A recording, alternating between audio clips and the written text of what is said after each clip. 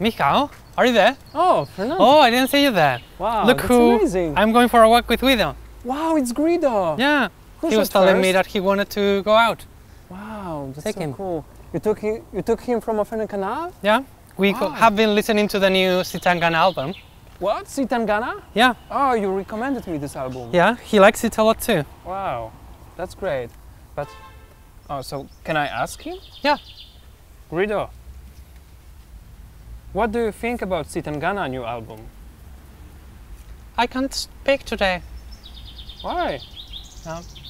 I'm tired. Anyway, I Okay, can tell maybe you. you can tell. Okay, Yeah, I can tell you me. his opinion. But maybe can Yeah? you like introduce to me again Tangana, because like he's very Yeah. famous rapper, and right now not only rapper in Spain, and I think like he's not so famous outside Spain. Yeah, of that's course. right. He pasado 3 días con la misma ropa puesta, loco por ti. So Tangana, he's a rapper from Spain, probably one of the most famous rappers in Spain right now, and speaking countries, Spanish-speaking countries. But he's been doing rap since he was like 16, 17, something like that, and he's like around With 30 the ages. nickname 38? Crema, right? Yeah, that's right.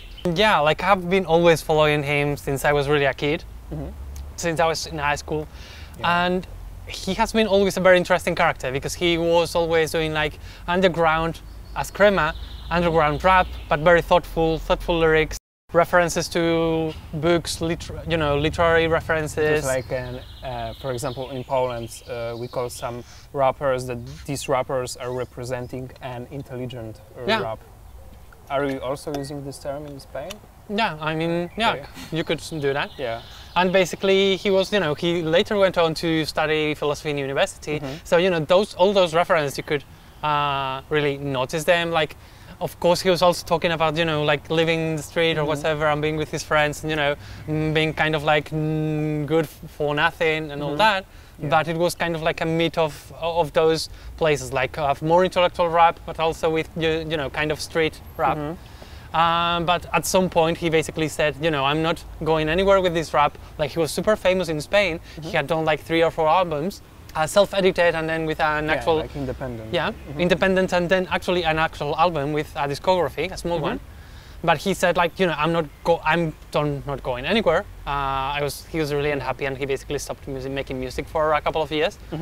And when he came back to music, he said, okay, now I am going to do anything possible in order to become famous and, to be able to live out of music, because before he was just, like really not making any money.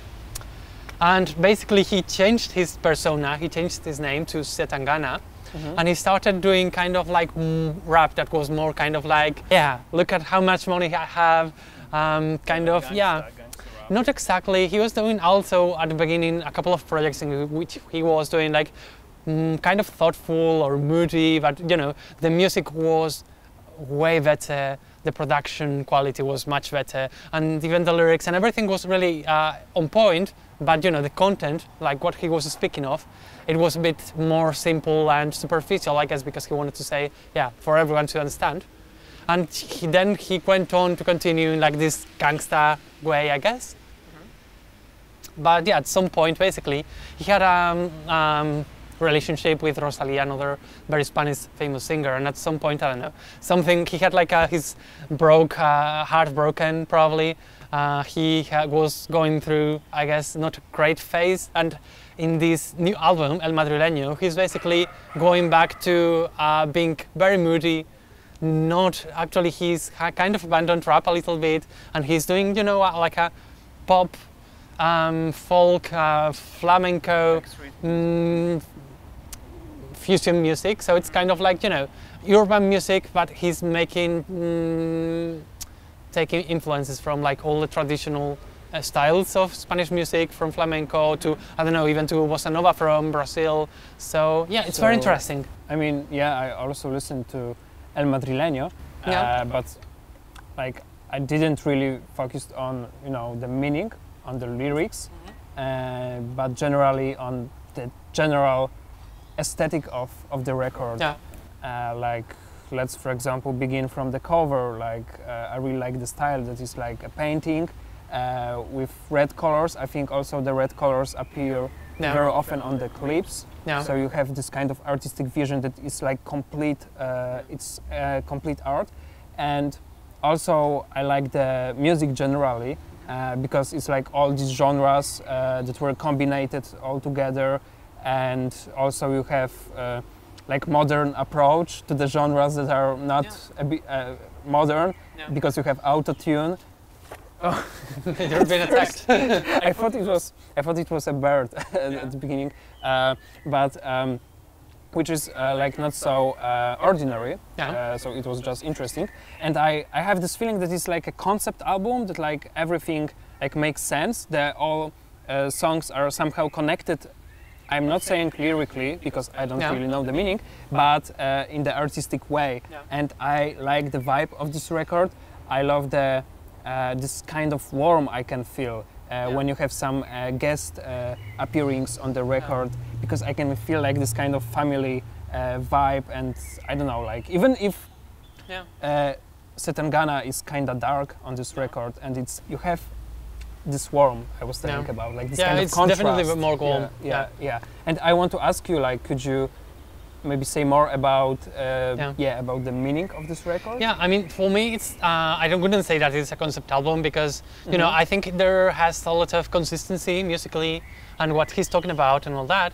But you know, it's just a bunch of songs that he has created in a similar manner. So basically, he has contacted, you know, pretty much in almost every song, he has contacted like an authority in that field of music. So if he wanted to do like a bossa nova song, he contacted, you know, Toquinho in Brazil, because he's kind of like, you know, one of those masters that has been making music since the 70s, or more flamenco, and he's making a song with the Gypsy Kings, or, you know, because I think that's also informed with kind of like this conversation about you know, taking appropriation, cultural appropriation. And I think he was saying, like, you know, it's okay because I am doing music with people from these fields, and you know, and I respect very much this kind of music. And for me, it's also nice to incorporate like all these references that are super important. And you know, my parents, for example, probably know them all. And you know, so it's kind of interesting, because it's kind of like the meeting of the old school of, you know, music, like more traditional music, and the rap, hip hop, and all that. It's and that's interesting beautiful. Because like people can say that, oh, okay, I can listen only to the music from my times, and I don't listen to modern music at all. And in this case, it's nice. Yeah, it's that, both. Like, He connects like different generations together. And definitely people who would be listening to, I don't know, like Toquinho or to Drexler, like, you know, all these people that are in the album, almost their fans almost never they would listen to because he's a rapper. And now they will listen to other genres, so it's great. It's very interesting.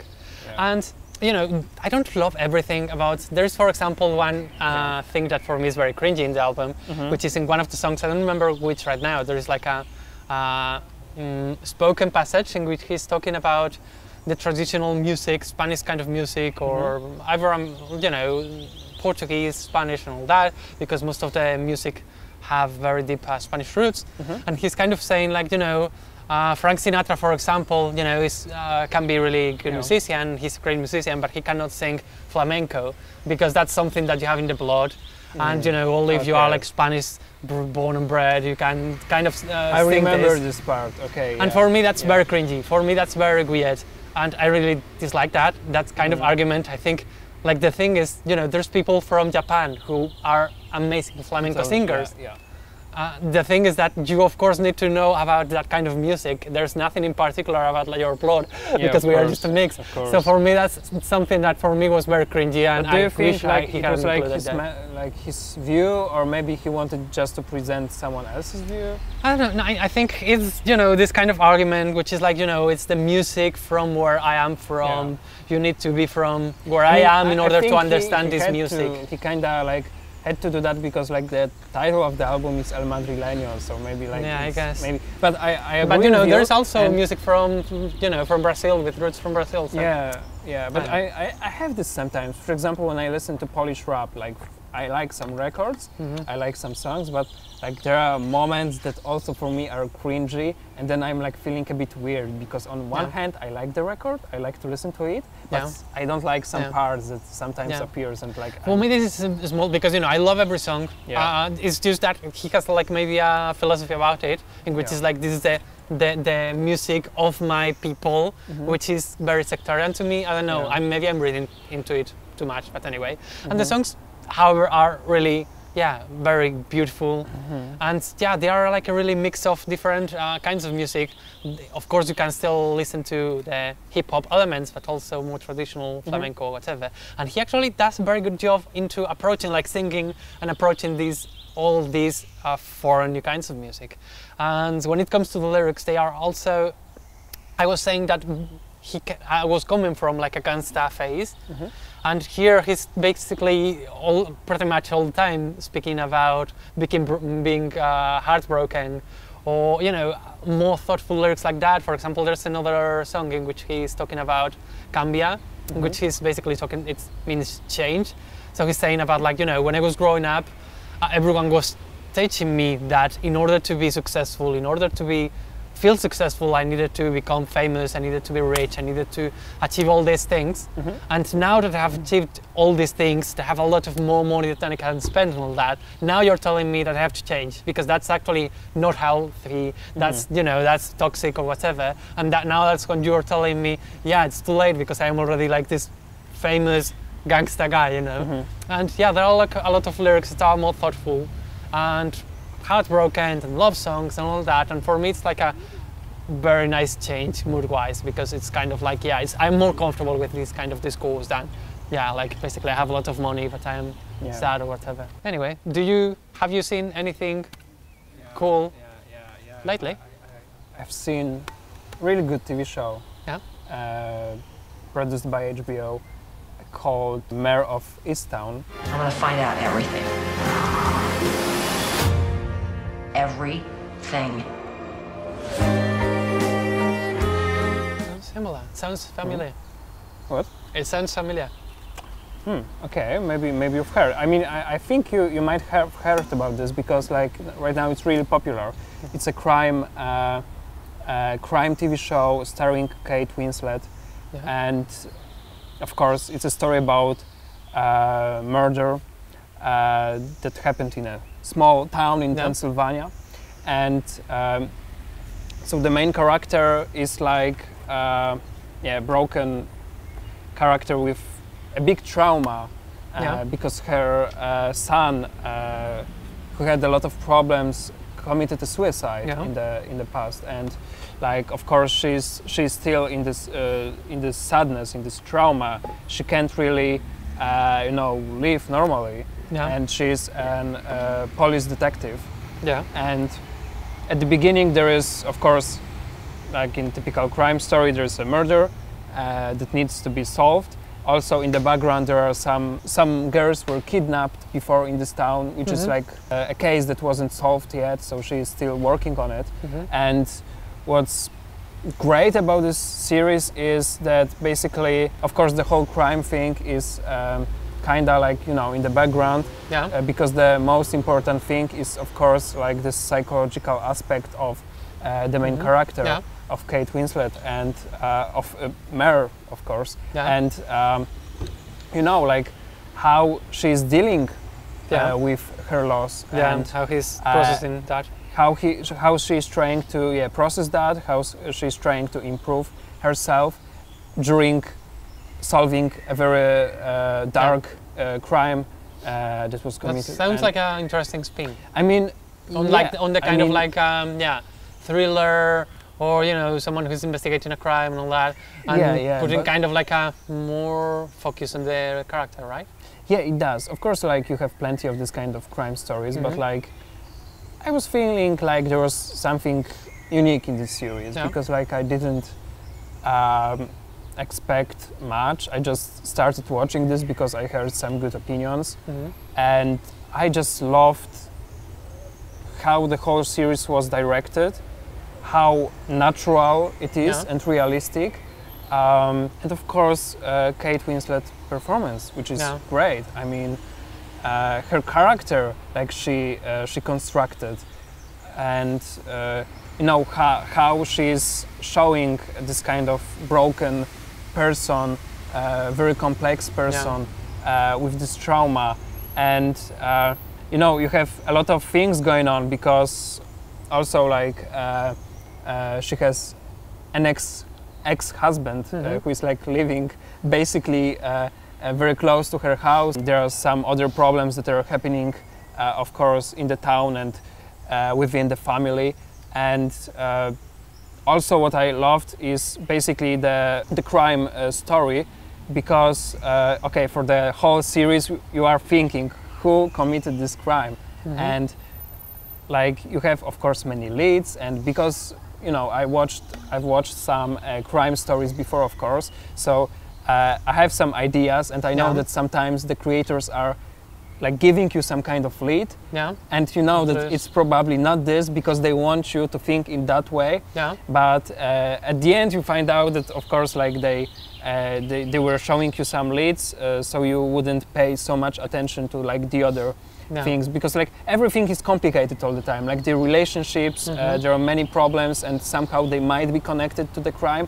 And like at the end I was really happy about the idea behind the crime, because it wasn't like black and white, and it was like, you know, I like stories about small towns in America. My point is that basically in this kind of small town there is like this evil inside, you know, like kind of symbolic evil, and also like I felt this in this TV show, that you know like you have this feeling that everything basically is terrible. You have problems everywhere, of course, what happens in the real world, but I just thought that like this kind of crime that happened in this little town is like the effect of this evil spirit that is like in this town, you know, that I mean it's like in symbolic way this is the effect, but also in the like this kind of real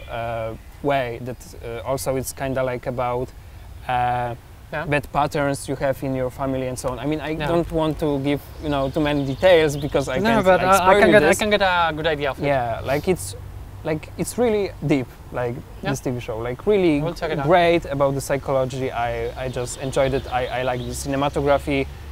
It's only like 7 episodes, so you can watch this in 1 or 2 days. Yeah, and that's it. Well, nice to talk about you. I mean, it's great that you had time like to sit with me and talk a bit. Yeah, because it's nice to take a little bit of time to go out and just talk about stuff. Are you going somewhere with the Grido or? No, he's going to stay here. I heard that Kilian wanted to talk.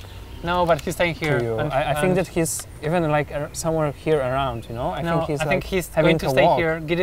We are going to leave Guido here, and we are going to leave and leave Guido alone.